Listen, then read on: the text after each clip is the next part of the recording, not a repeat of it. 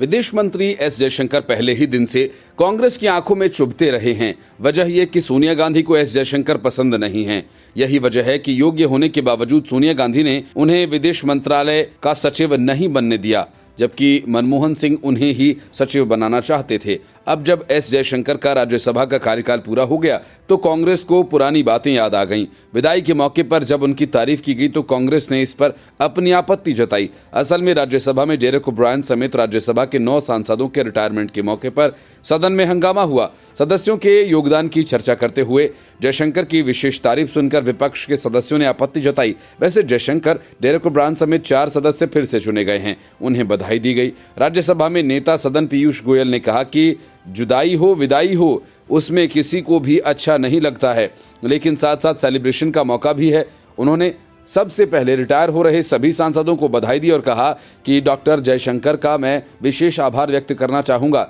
वैसे वे चुनकर आ भी गए हैं। इतने छोटे कार्यकाल में माननीय जयशंकर जी ने सदन ही नहीं पूरे विश्व में भारत का नाम मान सम्मान बढ़ाया है। जिस प्रकार से भारत की बात वह तीव्रता से रखते हैं, जिस प्रकार से पूरे विश्व में भारत के विदेश मंत्री की पहचान एक अलग ही प्रकार की बनी है, यही सुनकर विपक्ष के सदस्य शोर मचाने लगे। उन्होंने कहा कि एक ही सदस्य की तारीफ क्यों हो रही है।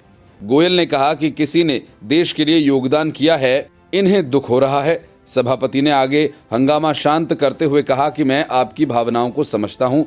सदन का हर सदस्य जो रिटायर हो रहा है, सभी ने महत्वपूर्ण योगदान दिया है, लेकिन जो मिनिस्टर है उसका अलग तरह का परफॉर्मेंस है, हमें उस पर गर्व है। इसके बाद सभापति ने सुष्मिता देव, एनडी गुप्ता, जयराम रमेश के योगदान का जिक्र किया।